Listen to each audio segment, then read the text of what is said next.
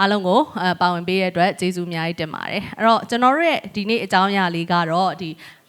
ီပဋိပက္ခနဲ့ဆက်နွယ်တဲ့လိမ်ပိုင်းဆိုင်ရာအကြမ်းဖက်မှုပေါ့နော်ကျွန်တော်တို့အင်္ဂလိပ်လိုဆိုလို့ရှိရင်တော့ conflict related sexual violence လို့အရှိကောက်ခေါ်ပြီးတော့အများစုကတော့ CRSV အနေနဲ့ကျွန်တော်တို့အတူကောက်သိထားကြတာရှိပါတယ်အဲ့တော့ကျွန်တော်တို့ကလက်ရှိဖြစ်နေတဲ့အခြေအနေနိုင်ငံထဲမှာဖြစ်နေတဲ့အခြေအနေစိန်ခေါ်မှုတွေနဲ့လက်ရှိပေါ့နော်ကျွန်တော်တို့တောင်းဆိုနေတဲ့ impunity လို့ခေါ်တဲ့ပေါ့နော်ပြစ်ဒဏ်ကင်းလွတ်ခွင့်အလေးထားတွေကိုကျွန်တော်တို့အဆုံးသတ်ဖို့အတွက်ကိုဘလို့အခြေအနေရှိနေပြီလဲဆိုတဲ့ဟာတွေကိုဆရာဆရာမတွေကဆွေးနွေးသွားမှာဖြစ်ပါတယ်ပေါ့နော်အဲ့တော့ကျွန်တော်တို့ဒီ session ရဲ့motion အဆိုလေးကိုကျွန်တော်ဒီမှာနည်းနည်းလေးမိတ်ဆက်ပေးချင်ပါတယ်အဲ့ဒါကတော့ဗာလဲဆိုတော့ it is the time to end impunity for CRSV in Myanmar ပါအဲ့တော့ကျွန်တော်တို့မြန်မာလိုဆိုလို့ရှိရင်တော့မြန်မာနိုင်ငံမှာပဋိပက္ခနဲ့ဆက်နွယ်တဲ့လိမ်ပိုင်းဆိုင်အကြမ်းဖက်မှုတွေကိုပြစ်ဒဏ်ကင်းလွတ်ခွင့်ပေးနေတဲ့အလေးထားကိုအဆုံးသတ်ဖို့အချိန်ရောက်ပြီဆိုတော့motion ပဲဖြစ်ပါတယ်အဲ့တော့စဖို့အတွက်ကိုကျွန်တော်ပထမဦးဆုံးဆီယမနမ်းမို့ကိုကျွန်တော်ဖိတ်ခေါ်ချင်ပါတယ်ဆိုတော့ဒီအဆိုနဲ့ပတ်သက်ပြီးတော့ပြိပခါနဲ့ဆက်နွယ်တဲ့လိမ်ပိုင်းဆိုင်ရာအကြမ်းဖက်မှုကိုဒီနဲ့ပတ်သက်ပြီးတော့ပြည်ထန်ပေးချင်ရနေမှာကင်းလို့ခွင့်ကိုဆုံးသတ်ဖို့ပေါ့နော်ဆိုတော့အဲ့ဒီဟာကဒီအခုချက်ချင်းအဆုံးသတ်ဖို့လိုတယ်ဆိုတော့ဒီအခုမှဆိုတာထက်ကိုအမှန်ဆိုရင်ဒီလိုအဆုံးသတ်ပြည်ထန်ပေးချင်နေမှာကင်းလို့ခွင့်ကမချိတင်တော့လက်မခံနိုင်တော့ zero tolerance ဖြစ်တဲ့အကြမ်းဖက်မှုဖြစ်တယ်ပေါ့နော်ဆိုတော့ချက်ချင်းဟို knock down ကြနေပြီပေါ့လေအဲ့လိုပြောရမှာပေါ့နော်ဘာလို့လဲဆိုလို့ရှိရင် DCRSV ကြောင့်မို့လို့survivor တွေဟိုဆုံးရှုံးသွားတဲ့လူတွေ trauma တွေနဲ့နေရတဲ့လူတွေကအများကြီးပဲဒီဟာကိုကျွန်တော်တို့ပြန်ကုစားဖို့ဆိုတာအများကြီးလှုပ်ဆောင်ရမှာဖြစ်တယ်ပေါ့နော်အဲ့တော့ကျွန်မတို့ CRSV လို့ပြောတဲ့အခါမှာဆိုလို့ရှိရင်ကျွန်တော်ဒီပလီပခါနဲ့ဆက်နွယ်တဲ့လိမ်ပိုင်းဆိုင်ရာအကြမ်းဖက်မှုကအမျိုးသမီးတွေပဲမဟုတ်ဘဲနဲ့ဒီပလီပခါနဲ့အမျိုးသမီးတွေကိုရောအမျိုးသားတွေကိုရောတခြား main ကလေးတွေရောယောက်ျားလေးတွေကရောဂျုံရတဲ့ရင်ဆိုင်နိုင်တဲ့အကြမ်းဖက်မှုအမျိုးတစ်မျိုးဖြစ်တယ်ပေါ့နော်အဲ့တော့ကျမတို့ကဒီတကယ်ဆိုလို့ရှိရင် CRSV ကအ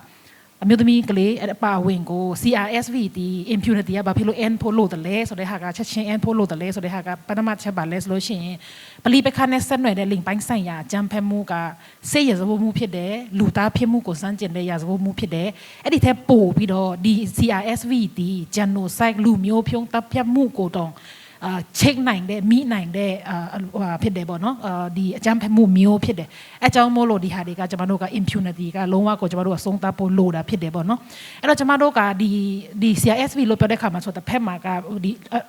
ီဆက်ပြောတဲ့အမျိုးသမီးတွေယောက်ျားမိန်းမကလေးပေါ့နော်အများစုကတော့ vulnerable ဖြစ်တဲ့ marginalized ဖြစ်တဲ့အမျိုးသမီးတွေနဲ့မိန်းကလေးတွေပို့ပြီးတော့ခံရတာဖြစ်တယ်ပေါ့နော်အဲ့တော့ jump CRSV ဒီ conflict related sexual violence လို့ပြောတဲ့ခါမှာ sexual violence ပုံစံမျိုးဖြစ်နိုင်တယ်ဘာတွေဖြစ်ဆို rape ပဲမကပဲနဲ့တခြားတော့ဥပမာဖြစ်ဆိုလို့ရှိရင်တော့ဒီအသေးအမကိုဝန်ဆောင်ခိုင်းဒါမျိုးတို့အသေးအမကိုဝန်ဖြတ်ခိုင်းတာမျိုးဒါကျွန်တော်တို့နိုင်ငံနဲ့ဆိုရင်မြင်အောင်ပေါ့နော်အများကြီးရှိခဲ့တယ်အသေးအမကိုဝန်ဖြတ်ခိုင်းတယ်လည်းအများကြီးရှိတယ်လို့မျိုးအသေးအမဒီကိုဝန်ဆောင်ခိုင်းစေတယ်လည်းရှိတယ်ပေါ့နော်ဆိုတော့ဒီလိမ်ပိုင်းဆိုင်ရာနဲ့ပတ်သက်ပြီးတော့ rape တစ်ခုပဲမကပဲနဲ့တခြားပုံစံအမျိုးနဲ့ကိုကျူးလွန်တဲ့ပုံစံတွေအမျိုးရှိတယ်ကိုကျွန်တော်တို့တွေ့ရတယ်ပေါ့နော်ပြီးတော့ CRSV ကသူကကျေပြန်တယ်ပြီးတော့ CRSV လို့ပြောတဲ့အခါမှာတစ်ဖက်မှာပါလဲဆိုလို့ရှိရင်တကယ်စနစ်တကျပေါ့နော်ရည်ရွယ်ချက်ရှိစနစ်တကျနဲ့ဟိုကျူးလွန်တဲ့ကိစ္စတွေဖြစ်တယ်ပြီးတော့ CRSV ကိုကျူးလွန်တာကတော်များကဒီအာဏာရှိတဲ့ဟိုပေါ့နော် stake sponsor တွေဖြစ်နိုင်တယ်လက်နက်ရှိတဲ့ power တဆုံတရားပေါ့နော် power တဆုံတရားရှိတဲ့လူတွေကနေမှဒါကျူးလွန်တာဖြစ်တယ်ပလီပခဒီကိုရဲ့အကျိုးပေါ့နော်ပလီပခနဲ့ဆက်နွယ်တဲ့အကြမ်းဖက်မှုတွေဖြစ်တယ်ပေါ့နော်အဲ့တော့ဒါတွေက CRSV က war crimes against humanity genocide အပါအဝင်ကို CRSV ဒီလူတွေကိုလူအုပ်စုပဲဖြစ်ပေါ့နော်မျိုးသမီးတွေပဲအုပ်စုပဲဖြစ်ကိုသူတို့တွေကိုဘယ်လိုဖိနှိပ်မလဲဆိုပြီးတော့တကယ့်ကို tools တစ်ခုလိုမျိုး tactics တစ်ခုလိုမျိုးသုံးတာဖြစ်တယ်အဲကြောင့်မို့လို့ဒီလိုဟာကြီးကဒီ CRSV ဒီနိုင်ငံတကာရဲ့ဥပဒေနဲ့လည်းငြိတာဖြစ်တယ်ဆိုတော့ပြောတဲ့ crimes တွေနဲ့လည်းငြိတာဖြစ်တယ်တစ်ဖက်မှာက CRSV ဒီလူတဦးတယောက်ကိုပဲဟိုဟာမျိုးမဟုတ်ဘဲနဲ့သူကဒီ community ဒီလူဆိုတဲ့ဟာကို oppress ပေါ့နော် tactics တစ်ခုလိုမျိုးဟိုဟာဒီဖိနှိပ်ဖို့စနစ်တစ်ခုလိုမျိုးကိုကျင့်သုံးပြီးတော့လုပ်တာဖြစ်တယ်ပေါ့နော်အဲကြောင့်မို့လို့ဒါ impunity အကျူးလွန်တဲ့ဘသူကိုမဆိုကကျမတို့ကထီရောက်နဲ့အပြစ်ပေးဖို့ပြစ်ဒဏ်ပေးခြင်းနေမှာကင်းလွတ်ခွင့်ပေးနေတဲ့ဟာကဒီမျိုးဆက်ဖြစ်ဖို့ကိုဒီလိုကျူးလွန်ဖို့ကိုဆက်ပေးတာနဲ့အတူတူပဲဖြစ်တယ်အဲကြောင့်မို့လို့ဒါဒီချက်ချင်းရပ်ဖို့လိုပါတယ်ပြစ်ဒဏ်ပေးခြင်းကင်းလွတ်ခွင့်ကိုဒီ delay ပေါ့နော်ဒီ system ကိုကျမတို့ကဆုံးသတ်ဖို့လိုပါတယ် ဒါဆိုလို့ရှိရင်အခုအချိန်ကတကယ်ပြစ်ဒဏ်ကင်းလို့ခွင့်အလေးထားကိုအဆုံးသတ်နိုင်တဲ့အချိန်ရောက်ပြီလားဆိုတဲ့ဟာကိုဒီကိုဝင်းပိုက်မျိုးကိုတစ်ချက်လောက်မေးချင်ပါတယ်လို့ CSP မှာကျွန်တော် immunity အကြောင်းပြောတဲ့အခါမှာပြစ်ဒဏ်ကင်းလို့ခွင့်အလေးထားကအဆုံးသတ်ဖို့လိုနေတယ်ဆိုတော့ဒါကျွန်တော်တို့အားလုံးသဘောတူညီထားတဲ့လက်ခံထားတဲ့အခြေအနေအပြင်လက်ခံရမယ့်အကြောင်းအရာမျိုးဖြစ်တယ်ပေါ့နော်ပထမဆုံးအနေနဲ့တိုးတော့ခုနလည်းဒီမှာဆီယမမို့နမမို့လည်းအရှိမပြောသွားတယ်ဒီကိစ္စရက်ဒီအကုန်လုံးကလက်ရှိအခြေအနေမှာကျေပြန့်တယ်လို့ကျွန်တော်တို့ကသုံးသပ်ကြတယ်ဟုတ်တယ်တကယ်ကျေပြန့်တယ်ပြီးတော့မှ conflict affected ဒီ conflict related ဖြစ်တဲ့ data တွေမှာဖြစ်တဲ့အတွက်ဒီအခြေအနေကတကယ်ကောဒီပြစ်ဒဏ်ကင်းလွတ်ခွင့်အလေးအထားကိုအမှန်တကယ်ပေါ့နော်လိုက်လုံနိုင်ဖို့အတွက်ကတကယ်ကောလုံနိုင်ရဲ့လားဆိုတဲ့ကိစ္စစဉ်းစားစရာရှိတယ်တခြားဘာမှမဟုတ်ရင်တော့ကျွန်တော်တို့မှာဒီ violence against ဒီ GBB နဲ့ပတ်သက်တာပဲဖြစ်ဖြစ်ဒီ CRP နဲ့ပတ်သက်တာဖြစ်တဲ့အခါမှာအရင်ဆုံးကြည့်ရတာကျွန်တော်တို့ကဒီ survival ပေါ့နော်ရှင်သန်လွတ်မြောက်သူရဲ့အခြေအနေကိုရင်ကြည့်ရတယ်လို့ကျွန်တော်တို့ကပြောပါတယ်အဲ့တော့ကျွန်တော်တို့ကလည်းဒီမှာဆိုရင်ဒီရှင်ပြန်လွတ်မြောက်သူတွေရဲ့ဗဟိုပြုတဲ့စနစ်ကိုကျွန်တော်တို့ကလှုပ်ဆောင်ရမယ်ဆိုတဲ့ဟာလေကျွန်တော်တို့မဖြစ်မနေလှုပ်ဆောင်ရတဲ့ကိစ္စရဲ့ဖြစ်တယ်ပေါ့နော်ဆိုတော့ဒါဆိုရင်ဒီလိုအခြေအနေမျိုးမှာပြစ်ဒဏ်ကင်းလွတ်ခွင့်ဆိုတဲ့ခေါင်းစဉ်အောက်ကိုတွားတဲ့အခါမှာဒီ survivor အနေနဲ့ရောဘလောက်ထိလုံခြုံစိတ်ချမှုရှိပြီလဲပေါ့နော်စိတ်ဘလောက်လုံခြုံတယ်လဲစိတ်ဘလောက်ထိသူတို့အတွက်ကိုနောက်ထပ်အကြမ်းဖက်မှုမခံရအောင်ဘယ်လိုမျိုးအခြေအနေရှိနေတယ်လဲဆိုတာလက်တွေ့မှာကျွန်တော်တို့စဉ်းစားဖို့လိုတယ်လို့အရေးကြီးတယ်လို့ယူဆပါတယ်ဘာလို့ဆိုတော့ဒါကသူတို့ကိုဦးစားပေးပြီးစဉ်းစားရတာပေါ့နော်အဲ့တော့သူတို့ရဲ့အခုဆိုရင်ကျွန်တော်ကြည့်လို့ရတယ်သူတို့ရဲ့မြေပြင်မှာသူတို့ရဲ့လုံခြုံရေးသူတို့ကတိုင်ပါပြီတဲ့တိုင်တဲ့အချက်လက်ကိုကျွန်တော်တို့ကဘလောက်ထိလုံခြုံအောင်လုပ်ပေးထားနိုင်တယ်လဲဘလောက်ထိဒီဟာကိုအပြစ်ပေးအရေးယူနိုင်သည့်တိုင်အောင်ပေါ့နော်ဒီသူတို့ရဲ့ဒီ social justice လို့ခေါ်တဲ့ဒီလူမှုတရားမျှတမှုကိုဘလောက်ထိအကောင့်ထဲပေါ်နိုင်ပြီလဲဆိုတာတော့လက်တွေ့မှာစဉ်းစားစရာရှိတဲ့အနေအထားမျိုးဖြစ်ပါတယ်ပေါ့အဲ့တော့ဖမ်းလိုက်ရတယ်ဟိုထောင်ချလိုက်ရအောင်နဲ့ဒါတကယ်ရောဒီပြစ်ဒဏ်ပေးလိုက်တယ်လို့ပြောလို့ရသလားပေါ့နော်ဒီပြစ်ဒဏ်ပေးတယ်ဆိုတဲ့နေရာမှာကျွန်တော်တို့ကဒီခုနပြောသလိုထောင်ချတာမျိုးဟိုဖမ်းဆီးလိုက်တာမျိုးပဲမဟုတ်ဖဲနဲ့ပေါ့နော်ဒီမှာတခြားကောဘလို့နီးလန်းနေနဲ့ဘလို့ပုံစံနေနဲ့ဥပမာအဖြစ်ဒီအပြစ်သားကိုအပြစ်ပေးရမှာတော့တေးကြတယ်ဒါပေမဲ့ထောင်ချရုံနဲ့ပဲမဟုတ်အဖြေဒါကအဖြေဟုတ်သလားဆိုတဲ့ဟာမျိုးလဲဆွေးနွေးကြပါတယ်လို့ဟုတ်ကဲ့ကျေးဇူးအများကြီးတင်ပါတယ်အဲ့တော့ကျွန်တော်မတ်နန္ဒာကိုတစ်ချက်လေးအဲ့ဒါလေးမေးချင်တယ်ပေါ့နော်ဟိုပြစ်ဒဏ်ကင်းလွတ်ခွင့်အလေးထားကိုတိုက်ဖြတ်ဖို့အချိန်ရောက်ပြီကျွန်တော်တို့ပြောတယ်တစ်ဖက်မှာပြောတယ်တစ်ဖက်မှာကမလုံနိုင်သေးဘူးဆိုအဲ့တော့ပြစ်ဒဏ်ကင်းလွတ်ခွင့်အလေးထားရဲ့အနေထားကျွန်တော်တို့နိုင်ငံမှာဘာတွေဖြစ်နေတာလဲပေါ့နော်ဘာတွေဖြစ်နေလို့ကျွန်တော်တို့ကဒါတွေကိုပြောနေရတာလဲဆိုတဲ့ဟာလေးသိပြရစီ ပြစ်ဒဏ်ကင်းလွတ်ခြင်းကဘာလို့ဆက်လက်ရှင်သန်ပြီးရှိနေပြီးတော့ဟိုပြန်လဲတိဆောက်ရတာခက်လဲဆိုတော့ဖွာဝါဒစနစ်ပေါ်မှာခြေခံတဲ့ကျမတို့ပတ်ဝန်းကျင်နိုင်ငံတော်ကြီးဖြစ်နေတယ်ဖွာဝါဒရဲ့သဘောတဘာဝအရာပေါ့နော်ကျမတို့ဒီဟိုအမျိုးသားဖြစ်တဲ့အတွက်ဒီကျူးလွန်သူတွေတော်တော်များများကိုကြီးလိုက်မယ်ဆိုရင်ဒီ CRSV ကိုလှုပ်တဲ့လူတွေပေါ့နော်ကြီးလိုက်မယ်ဆိုရင်စနစ်တကျလှုပ်တဲ့စစ်တပ်ထဲကလူတွေဖြစ်နေတယ်ပေါ့နော်အဲ့လိုလူတွေဖြစ်နေတဲ့အတွက်အမျိုးသားဆိုတဲ့ဂုံပုတ်ကြောင့်ဒီဘဝရစနစ်အောက်မှာဒီလှုပ်ရက်တွေ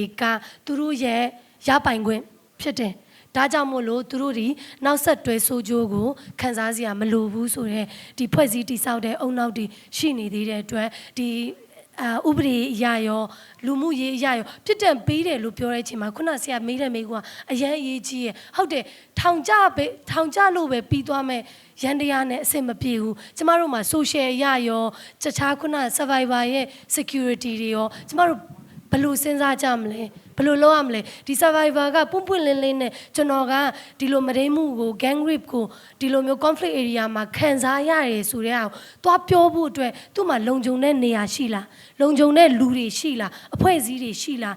ဥပဒေတွေရှိလားဒါတွေကိုကျွန်တော်တို့ကဖွဲ့စည်းတည်ဆောက်တဲ့အချိန်မှာအခက်ခဲဆုံးကဖွာဝါဒစနစ်ဖြစ်မယ်။ဒါကြောင့်မို့လို့ဒီဟာတွေခြေလမ်းခုနဥပဒေစနစ်ရန်တရားတွေကြီးတွေကျမတို့မသွားခင်မှာကျမတို့ social construction ဖြစ်တဲ့ဒီဖွာဝါဒစနစ်ကိုဘယ်လောက်ထိစိန်ခေါ်နိုင်ပြီလဲဘယ်လောက်ထိအတွေးတွေမှာလုပ်ငန်းတွေမှာနေ့စဉ်ဘဝတွေမှာတွေးခေါ်ပြီးတော့သွားနေပြီလဲဆိုတာကနေအရင်ဆုံးအရင်မြင့်ရှာပြီးတော့စဉ်းစားရမယ်လို့ထင်မိရဲ့ဒီဆီယမတင်တင်ညိုကျွန်တော်တစ်ချက်လေးမေးချင်တယ်ပေါ့နော်အဲ့တော့ဒီပဋိပက္ခနဲ့ဆက်နွယ်တဲ့လိမ်ပိုင်းဆိုင်ရာအကြမ်းဖက်မှုဆိုတာကဟိုပါပေါ့နော်ဒီစစ်တပ်ကပဲကျူးလွန်တာလားဒါမှမဟုတ်လို့ရှိရင်တခြားကျူးလွန်သူတွေရောရှိလားဒီတခြားကျူးလွန်သူတွေအတွက်ဆိုရင်ရောဒီပြည်ထန်ကင်းလွန်ခွင့်အလေးထားနဲ့ဘလို့ဆက်နွယ်နေလဲဆိုတဲ့ဟာလေးဆရာမနည်းနည်းလောက်ရှင်းပြပေးပါလားဟုတ်ကျေးဇူးပါဟုတ်ကျေးဇူးအများကြီးတင်ပါတယ်ဆိုတော့ အဲ့ဒ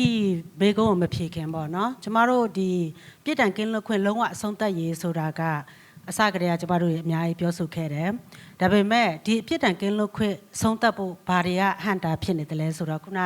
မနန္ဒာပြောတဲ့ဒီဖိုဝါဒလွှမ်းမိုးတဲ့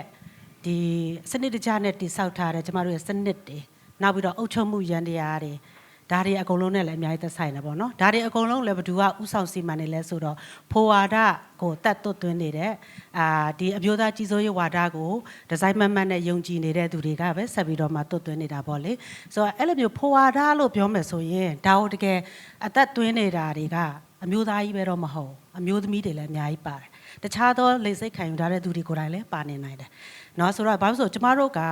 ဖိုဝါဒလွှမ်းမိုးတဲ့အတွေးခေါ်တွေနဲ့နှစ်ပေါင်းများစွာကြီးပြင်းလာခဲ့တာပေါ့နော်တုံတန်ရောဒီအတွေးခေါ်တွေကတော့ပျောက်လို့မရဘူးဆိုတော့တေချာတာကဒ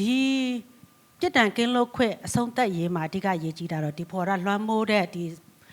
ဒီခံယူချက်တွေအမြင်တွေကတော့ပြောင်းလဲရမယ်မပြောင်းလဲရင်ကျမတို့ကဒါကိုပြစ်ဒဏ်ကင်းလွတ်ခွင့်ဆိုတဲ့အပိုင်းတွေသွားဖို့တော့အခက်အခဲရှိတာပေါ့နော်ဒါတစ်ချက်ပေါ့နောက်တစ်ချက်ကကြတော့ဥပဒေတွေနဲ့ဆိုင်တာပေါ့နော်ကျမတို့မှာတရားဥပဒေစိုးမိုးရေးနောက်ဥပဒေစိုးမိုးဖို့အတွက်ကိုတက်တိုက်တွန်းနဲ့လုပ်မဲ့သူတွေအာဏာရှိတဲ့သူတွေဒါတွေမှာလည်းကျမတို့နိုင်ငံအတွက်အခက်အခဲရှိတယ်ဘာလို့လဲဆိုလို့ရှိရင်နိုင်ငံကနှစ်ပေါင်းများစွာစစ်တွေဖြစ်တယ်2021မှာတကြောပြန်တစ်ခါအာဏာသိမ်းခံရပြီးတော့မှခုတခါကျမတို့ကတကယ်စစ်ပဋိပက္ခကြီးရဲ့အောက်မှာနေရတယ်ပေါ့နော်စစ်ပွဲတစ်ခုဖြစ်ပြီးဆိုရင်စီးပွားရေးပဋိပက္ခတခြားလူမှုရေးပဋိပက္ခအများကြီးထပ်ပြီးတော့တွန်းတွဲလာတဲ့အခါကျတော့တော်တော်များများကအခုပြောတဲ့ဒီပဋိပက္ခနဲ့ဆက်နွယ်တဲ့လိမ်ပိုင်းဆိုင်ရာအကြမ်းဖက်မှုကိစ္စရပ်လေးတွေကိုတေးသေးချာချာထည့်သွင်းစဉ်းစားပြီးတော့မှဖြည့်ရှင်းဖို့အတွက်ဘယ်လိုခေါ်မလဲတုံးတိုက်မလုပ်နိုင်ကြဘူးပေါ့နော်ဆိုတော့ဒီနေရာမှာခုနမေကွန်းကိုပြန်ပြောမယ်ဆိုရင်ဘယ်သူတွေကကျူးလွန်နေတာလဲပေါ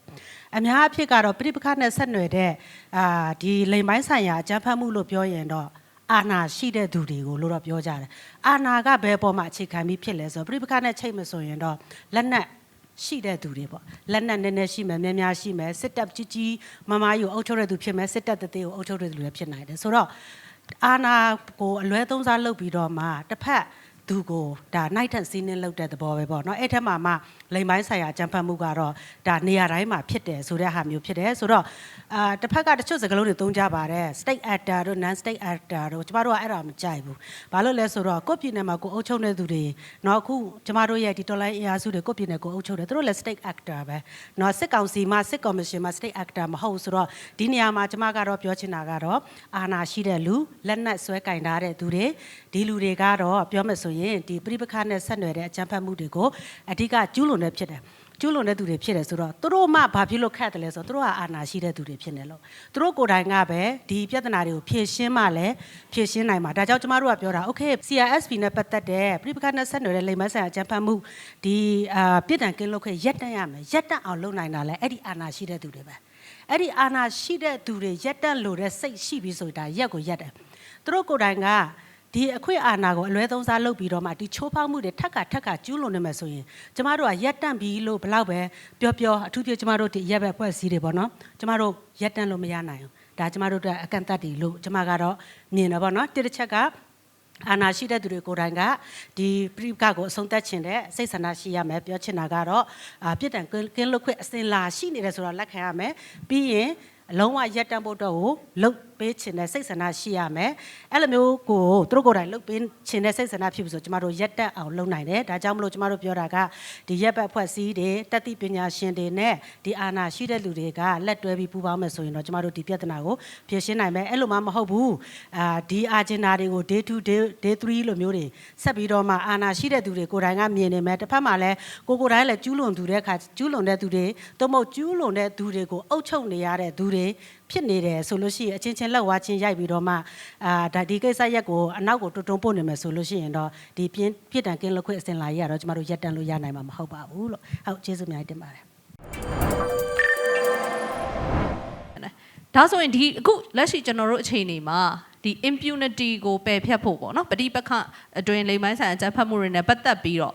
ဒီပြစ်ဒဏ်ကင်းလွတ်ခွင့်အလေးထားရတဲ့အလေးထားတွေကိုကျွန်တော်တိုက်ဖြတ်ဖို့အတွက်ကကျွန်တော်တို့အတွက်ဦးစားပေးရမယ့်အခြေအနေရောက်ပြီလားပေါ့နော်ဦးစားပေးလို့ရလားဒါမှမဟုတ်လို့ရှင်အဲ့ဒါတွေကတိုက်ဖြတ်ဖို့အချိန်ရောက်ပြီလားတိုက်ဖြတ်လို့ရပြီလားဆိုတဲ့ဟာလေးကျွန်တော်နည်းနည်းသိချင်ပါတယ်ဟုတ်ကျေးဇူးပါ ကျွန်တော်အတွက်တော့ဒါတွေကိုဒီ impunity တွေကိုရပ်တန့်မှုအချိန်ရောက်ပြီလားလို့ပြောတဲ့အခါမှာရောက်ပြီဆိုပြီးတော့ဖြည့်ချင်ပါတယ်ဘာလို့လဲဆိုတော့ကျွန်တော်တို့ဒီမှာရှိနေတဲ့လူတွေအကုန်လုံးကတော့ဒီ gender ကိစ္စတွေကိုလုပ်နေကြတဲ့သူတွေဖြစ်တာ哦လေနော်ဒါပေမဲ့ဘယ်ကဏ္ဍကနေအရင်ဦးစားပေးရမှာလဲဆိုတာမျိုးကိုတော့ကျွန်တော်တို့အလွှာတွေနဲ့ခွဲပြီးမြင်ရမယ်လို့ထင်ပါတယ်ဆိုတော့အရှိရဆရာတွေဆရာမတွေပြောသွားကြတယ်ဒီကျူးလွန်နေကြတဲ့သူတွေကိုယ်တိုင်မှာအရင်ခံထဲမှာကိုကဖိုဝါဒီတစ်ခုအပေါ်အဲ့ဒါကိုအခြေပြုပြီးတော့သူတို့ကျူးလွန်ကြရတယ်အဲ့ဒါအပြင်နောက်ထပ်တစ်လွှာထပ်ပေါင်းတာကသူတို့လက်ထဲမှာရှိနေတဲ့ဒီလက်နက်တွေပေါ့နော်ဆိုတော့ဒါဟာသူတို့ရဲ့အစကတည်းကဖိုဝါဒီဆိုတဲ့ပါဝါကိုနောက်ထပ်တစ်လွှာထပ်ပြီးတော့အုပ်ပေးထားတာဖြစ်ပါတယ်ဆိုတော့အဲ့ဒီအရာတွေကိုကျွန်တော်တို့တွေအနေနဲ့လက်ပလာနဲ့လည်းရင်ဆိုင်လို့မရအောင်ဆိုတာအကုန်လုံးသိတယ်ဒီအတွက်ကြောင့်မို့လို့လည်းဒီ documentation တွေလုပ်ကြရတယ်တစ်ဖက်မှာလိုအပ်တဲ့ပြင်ဆင်မှုတွေလုပ်ကြတာပေါ့နော်ဆိုတော့generally ရေဘူးရအားဖြင့်တော့ကျွန်တော်တို့ချက်ချင်းဒါကိုရက်တန့်လို့ရတယ်လို့ပြောလို့ရကောင်းရပေမဲ့တကယ်တချို့ကဏ္ဍတွေပြန်ကြည့်လိုက်တဲ့အခါမှာဒါကိုရက်တန့်မှုအတွက်ကျွန်တော်တို့ဘက်ကအဆင်သင့်မဖြစ်သေးတာတွေအများကြီးရှိတယ်ဆိုတာကိုတော့ကျွန်တော်တို့ကိုယ်တိုင်အသိမှတ်ပြုရပါလိမ့်မယ်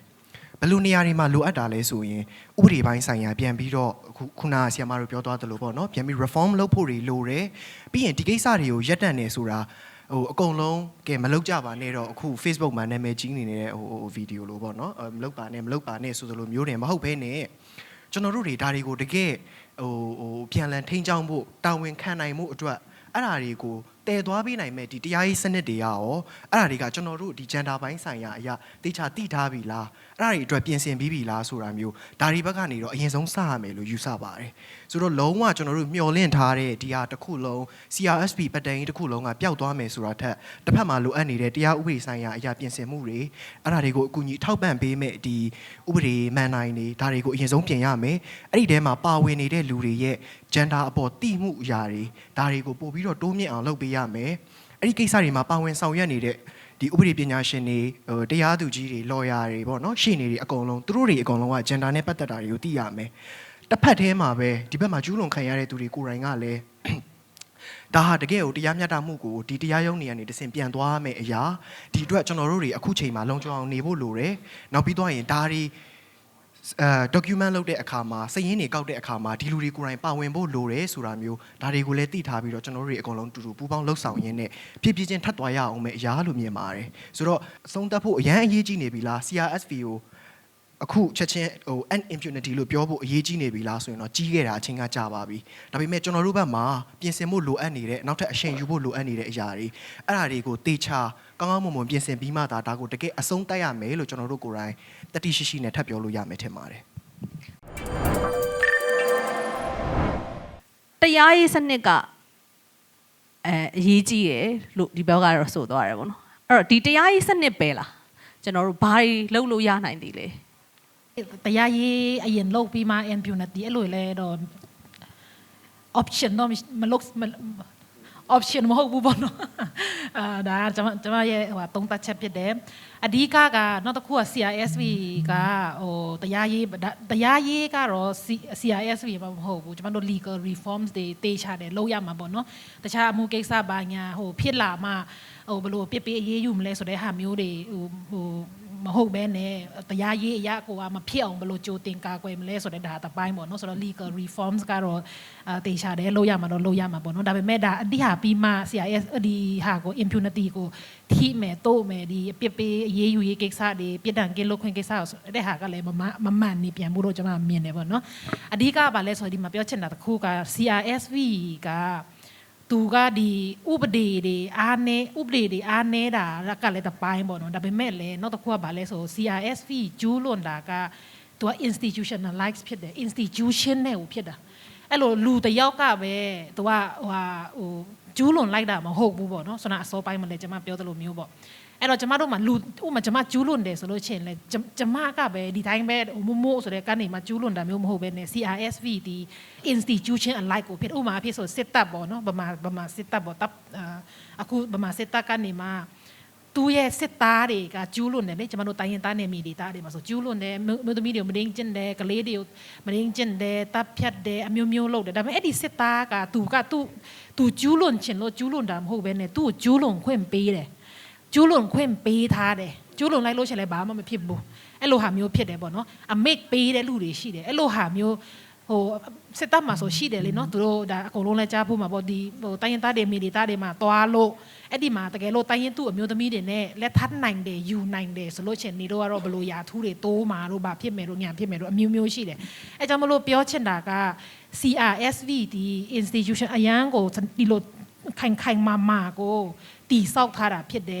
်ပြီးလို့ချင်းကျူးလွန်တဲ့သူကပဲတာဝန်ရှိတာမဟုတ်ဘဲနဲ့ကျမတို့ပြန်ကြည့်လိုက်လို့ချင်းအမိတ်ပေးတဲ့လူတွေသူ့ကိုခိုင်းစေတဲ့လူတွေသူတာဝန်ခံရမယ်နောက်ထပ်လူတွေရှိတယ်ပေါ့နော်အဲ့လိုဟာမျိုးဖြစ်တဲ့အခါမှာဟိုဒီ legal reform လို့ရမှာတပိုင်းပေါ့ဒါပေမဲ့မဖြစ်မနေကကျမတို့ကဟိုဒီခုကတဲ့ကိုကအခုကျမတို့ institution တွေတည်ဆောက်ကြတယ်အားကောင်းအောင်ပေါ့နော်တကယ်ကိုအကုန်လုံးတွေပါဝင်တဲ့ဒီ movement ကြီးဖြစ်ဖို့အကုန်လုံးကိုတကယ်အကာအကွယ်ဖြစ်တဲ့ဥပဒေတွေဖြစ်ဖို့တော့ဘာလို့လုပ်တဲ့အခါမှာဒီ CRSV ကိုခွင့်ပြုတဲ့ခွင့်လွတ်တဲ့ကျူးလွန်မှုကိုခွင့်ပြုတဲ့ဟာမျိုးတွေမဖြစ်အောင်ကစတဲ့အခုစတင်တဲ့အချိန်မှာဒီ institution အားကောင်းအောင် strengthening ဖြစ်အောင်လုပ်တဲ့အချိန်မှာကိုကထည့်သွင်းစဉ်းစားဖို့လိုနေပြီပေါ့နော်အဲ့တော့ဖြစ်လာမှဒါရှိမှဟိုရှိမှဆိုတဲ့ဟာမျိုးဒီလိုဟာမျိုးတွေမချိအောင်ဘယ်လိုပုံစံနဲ့ဖွဲ့စည်းမလဲဘယ်လိုပုံစံနဲ့မူဝါဒတွေချရေးမလဲဆိုတဲ့ဟာမျိုးကအရေးကြီးတယ်လို့ကျွန်မတို့မြင်တယ်ပေါ့နော်အဲ့တော့ချုပ်ပြီးပြောမယ်ဆိုလို့ရှိရင်တော့ legal ဆိုတော့ပြောတဲ့ဥပဒေအရအကာအကွယ်ပါညာအဲ့ဒါပြီးမှ impunityကိစ္စကိုထိမယ်ဆိုတာမျိုးထက်ကိုအဲ့လို option လုပ်လို့ရတဲ့ကိစ္စမဟုတ်ဘူးလို့ကျွန်မပြောချင်တာဖြစ်တယ်ပြော CRSV ဒီ very institutionalized ဖြစ်တယ် systematic ဖြစ်တယ် widespread ဖြစ်တယ်အဲကြောင့်မလို့အခုကတည်းကကျွန်မတို့ကဒီ impunity ဟိုဖြစ်တဲ့ဟာကိုဟိုကြော်လွားဖို့တဲ့မဖြစ်အောင်အခုကတည်းကလည်းတားဖို့လိုတယ်ဆိုတာကိုပြောချင်တာပေါ့နော် ဒီလိုမျိုးကာကွယ်တားဆီးဖို့လှုပ်ရှားဆောင်ရွက်မှုတွေကရှိတော့ရှိနေရတယ်တော့ရှိမယ်ပေါ့နော်အဲ့ဒါတွေကတကယ်အလုပ်ဖြစ်နေလားပေါ့နော်အဲ့ဒါလေးတစ်ချက်လောက်သိချင်ပါတယ်အခုကာလမှာပေါ့နော်ခုနပြောသလိုကျွန်တော်တို့မှာညီပြင်မှာဒီခုနဆရာမမိုးပြောသားသလိုနော်ဟိုဒီတက်မတော်နဲ့ပတ်သက်တဲ့ကိစ္စရက်တွေကိုတော့ဒါကျွန်တော်တို့ညင်းပွေရမရှိဘူးပြောစရာမရှိဘူးဒါကကျွန်တော်တို့ကသူတို့ရဲ့အနိုင်ရရေး view ရအနေနဲ့ဟိုတော့မှဒီ CRSP ကိုတုံးကြတယ်လုတ်ကြတယ်ဆိုတာဒါကျွန်တော်တို့မှဆွေးနွေးစရာမလိုဘူးဒါအားလုံးသဘောတူညီပြီးသားဖြစ်တယ်အဲ့တော့ကျွန်တော်အနေနဲ့အဓိကဘာဆွေးနွေးဖို့ပို့ပြီးတော့မှသွားကျင်တာလဲဆိုတဲ့အခါကျတော့ဒီပေါ့နော်ကျွန်တော်တော်လန်ရေးဘက်ကလူတွေရဲ့နေမြေတွေမှာရှိနေတဲ့ကျူးလွန်တဲ့ CRSP လို့ဟာမျိုးတွေကိုပဲနည်းနည်းလေးကျွန်တော်ပြန်ကြည့်အောင်ပေါ့နော်ဆိုတော့လက်နက်ကင်တွေရောခုနပြောသလိုအာနာရှိရဲ့လူတွေကရောဒီတချို့လူမျိုးသားတွေရောပေါ့နော်ဆိုတော့ဒီမြေပြင်မှာဒီ CRSP နဲ့ပတ်သက်တဲ့ case တွေဖြစ်နေလားလို့မင်းတော့ဖြစ်နေတယ်လို့ပြောလို့ရတယ်ပေါ့နော်ဆိုတော့ဒီလိုဖြစ်နေတဲ့အခါမှာဒီသူတို့တွေကလည်းခုနပြောသလိုပေါ့ကျွန်တော်တို့ကhuman right women right လို့ပြောတဲ့အခါကျတော့အားလုံးကကျွန်တော်တို့ကဒီပြစ်ဒဏ်ပေးတာပဲဖြစ်ဖြစ်ဒါမှမဟုတ်တစ်ခုခုကျွန်တော်တို့ကဖမ်းဆီးတော့မယ်တစ်ခုခုသူတို့ကိုပြစ်ဒဏ်ပေးတော့မယ်ဆိုရင်လိုက်နာရတဲ့အနည်းဆုံးတော့မူဝါဒတွေဥပဒေတွေတော့ရှိရတာမျိုးဘယ်သူမှလက်လွတ်ပဲဖမ်းလို့မရဘူးဆိုတာလဲဒါအခုလူခွင့်ရေးရနေလဲပြန်သွားရတဲ့ကိစ္စရပ်တွေရှိတာပေါ့နော်ဆိုတော့မြေပြင်မှာကျွန်တော်ကြားရတဲ့လောက်ကတော့ဒီမြေပြင်ဘက်မှာတချို့အဖွဲ့တွေကတရားရေးဘက်ကရောကြေးရွာအုပ်ချုပ်ရေးမှုတွေဘက်ကရောဒီလိုကိစ္စတွေဖြစ်လာပြီဆိုရင်တော့လက်ရှိချိန်တွေမှာအဆင်ပြေတယ်လို့တော့ကင်တွယ်ဖြည့်ရှင်းနေကြကျွန်တော်ပြောဆိုတော့အဆင်ပြေတယ်လို့ကင်တွယ်ဖြည့်ရှင်းတယ်အဲ့တော့ဒါကြီးကမလုပ်ဘူးမဟုတ်ဘူးလို့လုပ်နေရမျိုးတော့မဟုတ်ပါဘူးဒါကင်တွယ်ဖြည့်ရှင်းတယ်တိုးတော့ပြဿနာခုနဒီဆရာပြောသွားတယ်လို့ပဲမြင်ပြင်မှာကကင်တွယ်ဖြည့်ရှင်းတဲ့လူတွေရဲ့ဒီဆရာမတို့အရှိရပြောသွားတော့ဖိုဝါဒကြီးစိုးတဲ့ကိစ္စရက်ကလည်းတလွှာရှိနေတယ်လို့ဥပဒေအရလည်းအင်မတန်မှကျွန်တော်တို့ကအားနေတာအမျိုးသမီးဖွဲ့စည်းတွေအကုန်လုံးကလည်းထောက်ခံပြီးသားဟိုဘယ်လိုပြောရမလဲအစိုးရကអော်နေကြတယ်ဥပဒေကအမျိုးသမီးတွေနဲ့ပတ်သက်တဲ့ဥပဒေမရှိလို့တော့မှကျွန်တော်တို့ကအမျိုးသမီးများပေါ့ကောက်ကွယ်ဆောင်ရွက်ဥပဒေထုတ်ဖို့ကြိုးစားခဲ့တယ်12နှစ်လုံးတိုးတော့ဒါလည်းမထွက်သွားဘူးဆိုတော့ဒီဟာကလည်းကျွန်တော်တို့ကလက်ရှိအချိန်လေးမှာအဲ့ဒီမထွက်သွားတဲ့ side effect လို့ပဲပြောမှာပေါ့နော်ခုလိုအချိန်လေးမျိုးမှာကင်တွယ်ဖြည့်ရှင်းရတဲ့အခါမျိုးမှာအင်မတန်မှခက်တဲ့ပြဿနာမျိုးတွေကြုံတွေ့ရပါတယ်ဆိုတော့ဒါမြေပြင်ကအတန်တွေကိုကြားရတဲ့ဟာပေါ့နော်အထူးသဖြင့်တော့ပြောရရင်တော့တရားစီရင်ရေးကအရန်ကြာတယ်အခက်ခဲဆုံးကတော့ကျွန်တော်တို့ကသက်သေပဲဘယ်ဟာပြောသက်သေပဲပြောကြတာပေါ့နော်တော့ကျုပ် CRSP မှာလည်းဒီဟာကိုဘယ်လိုကြော်လွှားမလဲဆိုတဲ့ကိစ္စလဲဒါစဉ်းစားရမယ့်ကိစ္စတစ်ခုဖြစ်တယ်ပေါ့နော်မသက်သေပဲသူတို့ကဘယ်လိုလုပ်ပြီးတော့တော်ထဲမှာဖြစ်နေတဲ့ကိစ္စရဲ့ကြီးကိုသက်သေရရှိမလဲပေါ့နော်ဆိုတော့ဒါမျိုးမဟုတ်ဘဲနဲ့မြေပြင်မှာလည်းကျွန်တော်တို့ကလောက်ရတဲ့လူတွေကိုဒီဥပဒေအတိုင်းဒီအခြေအနေတိုင်းဆုံးဖြတ်ကြရမယ်ဆိုတဲ့အခါကျတော့သူတို့ကိုယ်တိုင်ကလည်းဒါကမတရားဘူးဒါဖြစ်လိုက်ရဘာလို့ဆိုကိုဝင်အောင်ရသွားတာပဲဆိုတော့လေအနေထားကလေနော်ဒါလုတ်တယ်မလုတ်ဘူးလို့ညင်းနေကြရတာကိစ္စရမှာဒါပေမဲ့ခလေးကမွေးသွားတယ်အဖမ်းခံရတဲ့ ဒီတရခန့်တည်သွားတဲ့အချိန်ဒီတိုင်အမှုတွေကမပြီးသွားတဲ့ဟာတွေမြေပြင်မှာအခုချိန်ထိရှိနေတာပေါ့နော်ဆိုတော့ဒါတွေကိုကျွန်တော်တို့ကဘလို့လောက်ကြရင်ကောင်းမလဲပေါ့အထူးသဖြင့်ပေါ့နော်ဒီ CRSP ကအခုအဆုံးသတ်ဖို့တော့လုပ်နေကြတယ်တိုးတော်လည်းလက်ရှိမှာတစ်ဖက်မှာခုနပြောသလိုဟိုစနစ်တကျနဲ့လုပ်နေတဲ့အဖွဲ့အစည်းကိုဒါစကားလေးထည့်ပြောနေစရာမလိုဘူးပေါ့နော်ကျွန်တော်တို့ဒီဘက်မှာရှိနေတဲ့လူတွေမှာအမျိုးသမီးတွေကိုယ်တိုင်ကလုံခြုံမှုစိတ်ချဖို့အခြေအနေအခုချိန်မှာအရေးတကြီးလိုအပ်တယ်ဘာလို့ဆိုတော့တိုက်ပွဲကလည်းငြိမ်နေရမဟုတ်ဘူးအကုန်လုံးကဆိုတော့ကျွန်တော်တို့ပို့ပြီးတော့မှတည်ငြိမ်တဲ့အနေအထားမဖြစ်သေးပဲနဲ့ဥပဒေမူဝါဒတွေလည်းမရှိသေးပဲနဲ့အခါကျတော့မြေပြင်မှာဘလို့ပုံစံမျိုးနဲ့အကောင့်ထဲပေါ်ကြတာကောင်းမလဲဘလို့မျိုးပုံစံကကျွန်တော်တကယ်ဆုံးသက်ဖို့ရောနီးကပ်ဆုံးချင်းကပ်ဖို့ကောင်းမလဲဆိုတဲ့ဟာတော့ကျွန်တော်တို့ကတော့စဉ်းစားစရာဖြစ်နေသေးတယ်လို့ပဲဒီနေရာမှာသုံးသပ်ချင်ပါတယ်ကျေးဇူးများကြီးတင်ပါတယ်ဒီလိုမျိုးပြစ်ဒဏ်ကင်းလွတ်ခွင့်အလေးအထားကိုတိုက်ဖြတ်ဖို့တားဆီးဖို့အတွက်ဘယ်သူမှတာဝန်ရှိရလဲ Hello မမတော့တူတယောက်ချင်းစီမှာတာဝန်ရှိပါတယ်အားလုံးမှာတာဝန်ရှိတယ်ပေါ့နော်ဒီလိုကိစ္စရပ်မျိုးတွေဖြစ်တဲ့ချိန်မှာသတင်းထွက်လိုက်ရင်ကျမတို့ရုပ်တဲဖြစ်သွားတယ်လှက်လှုပ်ရှားရှားဖြစ်သွားတယ်ပြီးရင်ပြီးသွားတာပဲမေ့သွားတယ်နော်တော်တော်များများ case တွေဖြစ်ကြတယ်ဒါကျမတို့ WLB ဆိုလို့ရှိရင်2000နောက်ပိုင်းကတည်းကကျမတို့ဒီအစီရင်ခံစာတွေထုတ်ခဲ့တယ်ပေါ့နော်ဆို case တွေဆို100ကျော်တယ်ကျမတို့ဒါကောက်ယူလို့ရတဲ့ case တွေအဲ့ချိန်မှာနိုင်ငံတကာမှာရောက်သွားတယ်မြန်မာမီဒီယာတချို့မှာတင်သွားတယ်ပြီးအားလုံးကမမေ့ပြောက်ပဲဆိုတဲ့ခါကျတော့ဒီအမျိုးသမီးအဖွဲ့တွေကပဲအော်နေုံနဲ့လဲဒီကိစ္စကမဖြေရှင်းနိုင်ဘူးတန်းပေါင်း90ရှိတဲ့ထဲမှာဘယ်လိုခေါ်မလဲ1000လောက်တော့မပြည့်တဲ့သူတွေကထိုင်ပြောနေရောဒီကိစ္စပြောင်းပါမလားပေါ့နော်ဒါကြောင့်မလို့ဘု து မှာတာဝန်ရှိလဲဆိုတော့တူတယောက်ချင်းစီမှာတာဝန်ရှိတယ်ကျမတို့အားလုံးကဒီကိစ္စကိုအရေးကြီးတယ်လို့ခံယူတယ်သတ်မှတ်တယ်ကျမတို့လူပေါင်းတိုင်းဝဲမှာဒီလိုမျိုးမင်းမဲ့စရိုက်ဆဆန်နဲ့ကျူးလွန်နေတဲ့အမှုကိစ္စရက်တွေကိုရက်တက်ရမယ်ဆိုတဲ့ခံယူချက်ရှိတယ်ဆိုအားလုံးဝိုင်းတွန်းမရမှာတော်လိုင်းရေးလဲထိုလေးတကောင်းမယ်အားလုံးဝိုင်းတွန်းမပြီးမှာနော်တချို့တော်လူလောက်ပဲတွန်းနေုံနဲ့တော်လိုင်းရေးကမအောင်ဘူးဆိုထိုင်ဆဲနေလဲဘာမှမထူးတူတူပဲဒီကိစ္စရက်လဲဒီနေ့တိုင်းပဲပေါ့လေဆိုတော့ဒီထဲမှာဘသူကပိုတာဝန်ရှိတာလဲဆိုတဲ့ဟာကျွန်မခုနပြောတဲ့စကားပဲအာနာရှိတဲ့လူမှာပိုတာဝန်ရှိတယ်โอเคအာနာရှိတဲ့သူတွေထဲမှာတခါကျွန်မတို့ကပြန်ခွဲရတော့မယ်တစ်ဖက်ကစနစ်တကျနဲ့ရည်ရွယ်ချက်ရှိနဲ့ကျူးလွန်နေတဲ့သူနဲ့တစ်ဖက်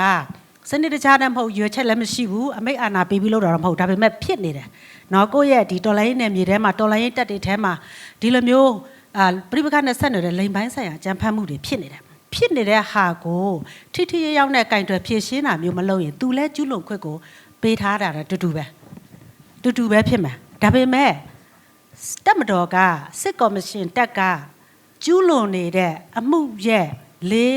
့အမှုကပိုလေးပြီးတော့ကျမတို့ဒေါ်လာရေးအင်အားစုဘက်ကတည်းကျူးလွန်တဲ့အမှုကတော့ပေါ့ပါတယ်လို့ကျမတို့ပြောလို့မရအောင်အားလုံးဟာကျူးလွန်ပြီဆိုလို့ရှိရင်ထိုက်တဲ့ပြစ်ဒဏ်ခံယူရမယ်ထိုက်တဲ့ပြစ်ဒဏ်ခံယူနိုင်ဖို့အတွက်ကျမတို့တူတယောက်ချင်းစီကဝိုင်းတွန်းဖို့လိုတယ်အဲ့ထက်မှာခုနမဖြစ်မနေလိုအပ်တာကျမတို့တရားဥပဒေဒီအားကောင်းဖို့လိုတယ်ပြီးတော့မှတရားစီရင်စနစ်တွေအားကောင်းဖို့လိုတယ်တော်လိုင်းရေးဆိုလဲတော်လိုင်းလေးအားကောင်းရမယ်เนาะကျမတို့ကဒီလိုကိစ္စရပ်မျိုးတွေကိုလစ်လူရှုတယ်ဆိုကျမတို့စစ်တပ်ကိုစစ်ကော်မရှင်ကိုမင်းအောင်လှိုင်ရဲ့တက်ကိုဆန့်ကျင်နေတာဘာအတွက်လဲပေါ့ဘာဆိုတော့ကျမတို့ကဒီလိုအကြမ်းဖက်မှုတွေကိုလက်သင့်ခံလို့မရဘူးကျမတို့လုံးဝတွန်းလှန်ရမယ်လုံးဝကိုရပ်တန့်အောင်လုပ်ရမယ်ဆိုတဲ့ခံယူချက်တွေကဥဆောင်နေတဲ့သူတွေအာဏာရှိတဲ့ကျမတို့တော်လိုင်းရေးအင်အားစုကသူတွေကစတက်ကြွကြွနဲ့ဖြစ်နေရမယ်ဒါကြောင့်ဒီလိုအမှုကိစ္စရပ်မျိုးတွေဖြစ်လာရင်ဘယ်လိုမျိုးကြိုက်တွယ်ဖြည့်ရှင်းသင့်ပါတယ်ဆိုတော့စီးမြင်းစီကံတက်ဆိုလဲတက်စီးမြင်းစီကံမှာဒီကိစ္စရပ်တွေကိုအထူးတလဲထည့်သွင်းဖို့ပြီးရင်ဥပဒေအရပါထည့်သွင်းဖို့ဘာဖြစ်လို့ဆိုတော့တော်လိုင်းရေးအင်အားစုတွေမှာလည်းသူ့ရဲ့ဥပဒေသူ့ရဲ့တရားစီရင်ဆိုတာရှိတယ်အဲ့ဒီတရားစီရင်တရားဥပဒေတွေမှာဒီကိစ္စရပ်တွေကိုတည်တည်ချာချာလေးလေးနက်နက်နဲ့ထည့်သွင်းပြီးတော့မှဖြည့်ရှင်းမဆိုရင်ဖြည့်ရှင်းလို့ရတယ်ဒါပေမဲ့ဖြည့်ရှင်းလို့တဲ့စိတ်ဆန္ဒရှိဖို့လိုတယ်အဲ့ဒီစိတ်ဆန္ဒကတော်လိုင်းရေးအောင်ဖို့နဲ့ဒီ CRSP case တွေကိုဖြည့်ရှင်းဖို့ကြားမှာသွားပြီးတော့မှဟိုဟာတော့အရင်ဦးစားပေးရမယ်ဒါကိုတော့နောက်မှလုပ်မယ်ဆိုတဲ့စဉ်းစားချက်မျိုးဖြစ်ပြီးဆိုရင်ကျမတို့ကဒီပြဿနာကိုဖြေရှင်းလို့ရမှာမဟုတ်ဘူးလောလောဆယ်မှာအဲ့ဒီစဉ်းစားချက်တွေရှိနေတယ်နော်ဟိုစစ်ကော်မရှင်ကိစ္စတော့ကျမတို့ဒါလုံးဝဟိုစနစ်တကျနဲ့လုပ်တာဖြစ်တယ်ဒီအစဉ်လာကြီးကိုတမင်သက်သက်ဖန်တီးထားပေးတာဖြစ်တယ်အထူးသဖြင့်တိုင်းသားနယ်မြေတွေမှာဒါတွေကိုစစ်လက်နက်တစ်ဖွဲအသုံးပြုနေတာဖြစ်တယ်ဒါတောက်လျှောက်ကျမတို့អော်ခဲ့တာ နိုင်ငံတကာရောเนาะဒီကုလသမဂ္ဂအစဒီစကလုံးကိုအသိမှတ်ပြုခဲ့တယ် rape use at a weapon of war ဆိုတာဒီစကလုံးကိုကျမတို့ကြားအောင် terminology ကြားအောင်ကျမတို့စီးရုံးနိုင်ခဲ့တယ်တကယ်လည်းဒါအမှန်တရားဒါပေမဲ့ဒီဘက်ဒေါ်လာရေးအင်အားစုဘက်တွေမှာဖြစ်နေတဲ့ကိစ္စရကြတော့ခုနကတရားဥပဒေပိုင်းဆိုင်ရာအားကောင်းဖို့လိုတယ်เนาะပြီးတဲ့ခါကျရင်တက်ရဲ့စီမီစီကံကိုကောင်းမွန်ကင်တွယ်ဖို့လိုတယ်တစ်ဖက်မှာကဖွာရလွှမ်းမိုးတဲ့အယူဆတွေကိုကြော်လွန်နိုင်ဖို့လိုတယ်အဲ့ဒါတွေအကုန်လုံးကြော်လွန်ပြီးတဲ့ခါကျမှဒီပြဿနာတွေကိုတေချာဖြေရှင်းနိုင်မှာဖြစ်တယ်ဒါကြောင့်မလို့စိတ်ဆန္ဒကအရန်ရေးကြီးတယ်ဘယ်ဟာမှနံပါတ်1ဘယ်ဟာမှနံပါတ်2လို့တွက်လို့မရဘူးကျမတို့ရဲ့ဒီလိုကိစ္စမျိုးဖြစ်လာရင်နောက်မှပြောဒါကိုသတင်းမထွက်စေချင်ဘူးဆိုပြီးတော့သတင်းပိတ်တယ်ဘာလို့ဆိုတော်လိုင်းရေးပုံရေးကြမှာပြောတယ်ဒါပေမဲ့ဒီလိုကျူးလွန်ခွင့်တွေကိုကျမတို့ပေးထားတယ်ဆိုလို့ရှိရင်ကျမတို့တော်လိုင်းရေးကစုပ်ပြတ်တက်သွားလိုက်မှာအဲ့ဒါကြောင့်မလို့ဒါကြီးကလည်းမဖြစ်မနေဖြေရှင်းရမယ်ဆိုတဲ့ဟာကိုကျမတို့ကတွန်းနေတာပဲဖြစ်ပါတယ်ပေါ့နော်ဟုတ်အဲ့ဒါဆိုဒီအချိန်မှာကျွန်တော်တို့ကဒီ survivor center approach ကိုတွားရမှာလားဒါမှမဟုတ်လို့ရှိရင် impunity ကိုတိုက်ဖြတ်ဖို့အတွက် accountability ကိုကျွန်တော်တို့ပို့ပြီးတွန်းပြီးတွားရမှာဘယ်ဟာကိုတွားရမလဲဟုတ် thank you ပါနှစ်ခုလုံးအတူတူသွားမယ်တင်တယ်ဘာလို့လဲဆိုခုနမတင်ညိုပြောသလိုပေါ့နော်ဒီ accountability မရှိခြင်းကလောက်ခွင့်ပေးလိုက်ခြင်းနဲ့အတူတူပဲဆိုတဲ့အတိုင်းပဲပေါ့နော်အပြစ်ဒဏ်ပေးခြင်းဒီ accountability မရှိခြင်းသူတို့ကဆက်လုပ်လို့ရတယ်ဆက်လုပ်ပါဆိုပြီးပြောလိုက်တဲ့ပုံစံနဲ့တူသွားတယ်ပြီးခုနဆရာဝင်းပိုက်လည်းပြောသွားတဲ့အထက်မှာဒီ survivor center approach ပေါ့နော်အဲ့ဒါနဲ့ပတ်သက်ပြီးတော့နံပါတ်1အရေးကြီးဆုံးကလေဒီ CRSV နဲ့ပတ်သက်ပြီးတော့ကျမတို့စကားပြောတဲ့အချိန်မှာတွေးတဲ့အချိန်မှာ policy ချတဲ့အချိန်မှာလေအရေးကြီးတာကလေဒီ CRSV ဆိုတာဘာလဲဆိုတာပြောပြရမှာဘာလို့လဲဆိုရင်ကျွန်တော်တို့ conflict area တွေမှာကြီးလာတဲ့လူကျွန်တော်ကိုယ်တိုင်ရှမ်းပြည်မြောက်ပိုင်းမှာကြီးလာတဲ့ရွာတရွာမှာကြီးလာတဲ့လူတယောက်အနေနဲ့ဒါဟုတာမန်အရာတစ်ခုလို့သတ်မှတ်ထားပြီးသားစစ်ပွဲဖြစ်ရင်မရိမှုကဖြစ်ကိုဖြစ်မှာဒါစစ်ပွဲရဲ့အခန်းကဏ္ဍတစ်ခုထဲမှာပါပြီးသားဆိုပြီးတော့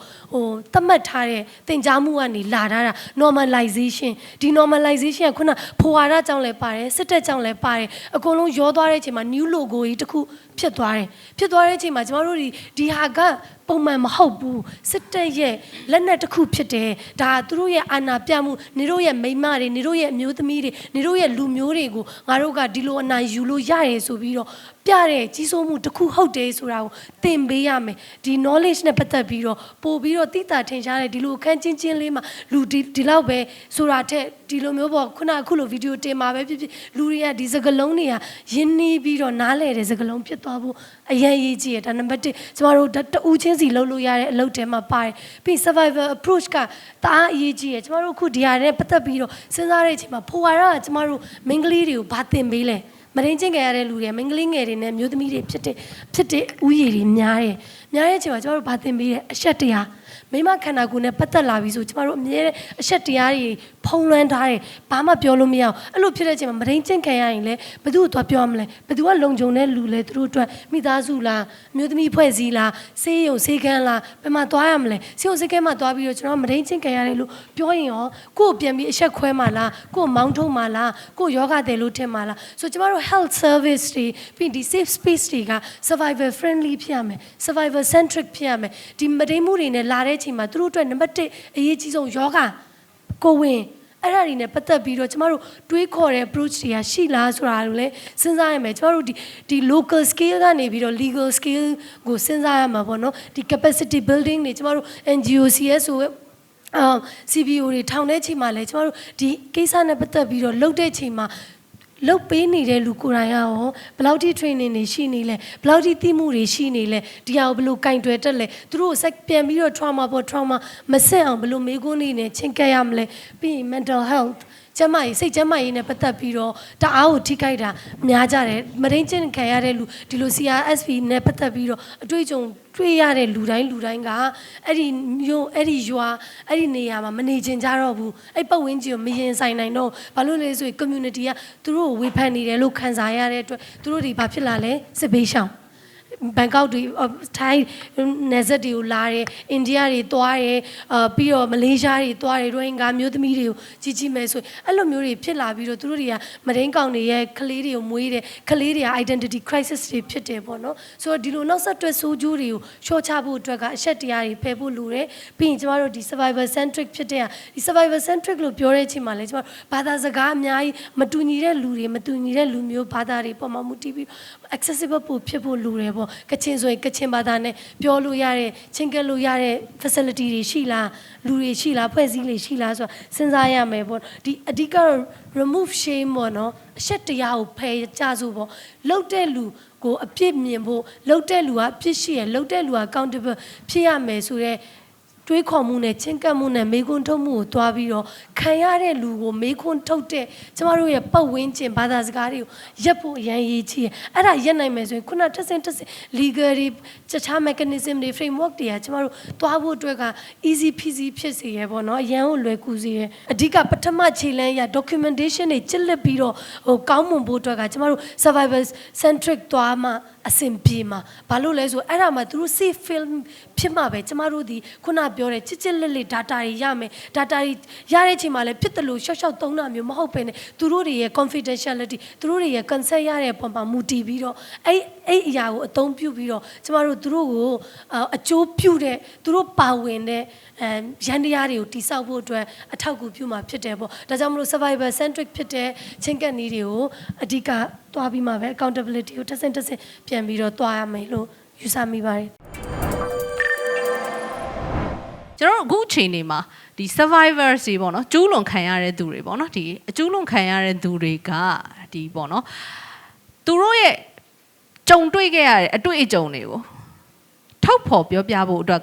သူတို့အတွက်ဘေးကင်းလုံခြုံမှုတွေရှိပြီလားသူတို့ကရောသူတို့ရဲ့ဖြစ်ရပ်တွေကိုပြောပြဖို့အတွက်ဒီလက်ရှိအချိန်တွေကအဆင်ပြေပြီလား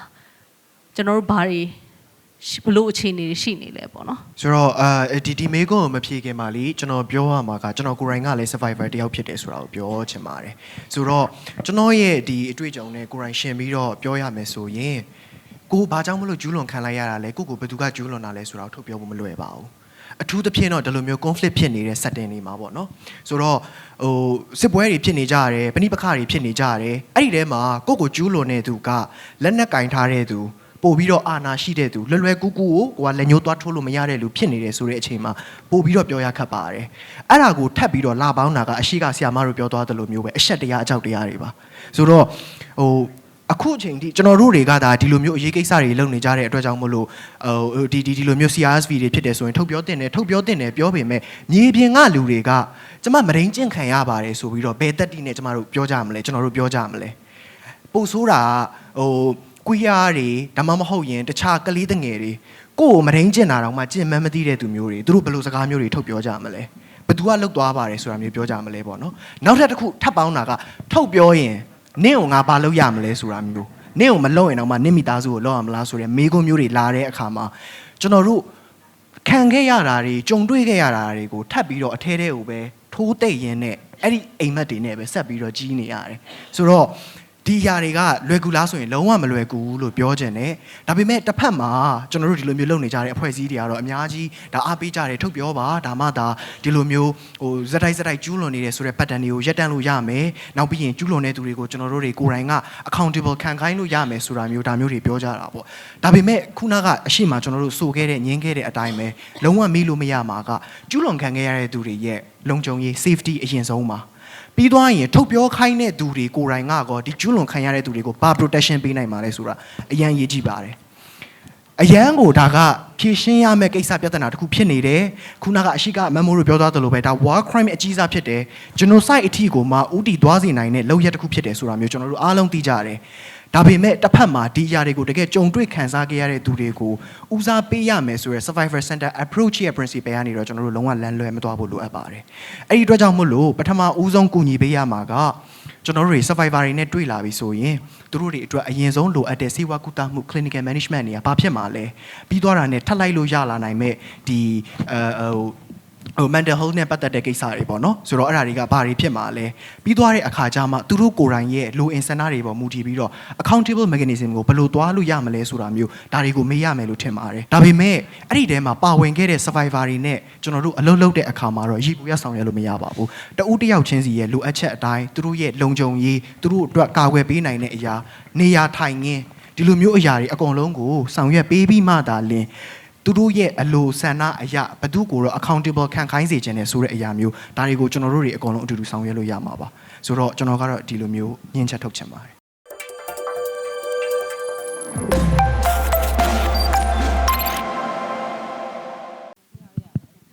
ဟုတ်ကဲ့ကျေးဇူးအများကြီးတင်ပါတယ်လို့အဲ့တော့မမိုးနဲ့ဝင်းပိုင်းနဲ့ဖြည့်ပြီးပြောချင်တာများရှိပါသေးလားဝင်းပိုင်းကတော့မရှိဟုတ်ကဲ့မရှိတော့ဘူးလို့သိရပါတယ်ပေါ့ဟုတ်အဲ့ဒါဆိုလို့ရှိရင်အချိန်လေးလည်းနည်းနည်းလင့်သွားတာဖြစ်တဲ့အတွက်ကြောင့်မလို့ကျွန်တော်တို့ရဲ့ session မှာဝင်ပြီးတော့စကားပြောပေးကြတဲ့ဆရာဆရာမတွေကိုနောက်တစ်ခုကကြတော့ပါဝင်ပြီးတော့ဆွေးနွေးမေးမြန်းခဲ့ကြတဲ့သူတွေအားလုံးကိုတော့ကျေးဇူးအများကြီးတင်ပါတယ်လို့အဲ့တော့ကျွန်တော်ရဲ့ session လေးကိုဒီမှာပဲအဆုံးသတ်ချင်ပါတယ်လို့ကျေးဇူးအများကြီးတင်ပါတယ်ဟုတ်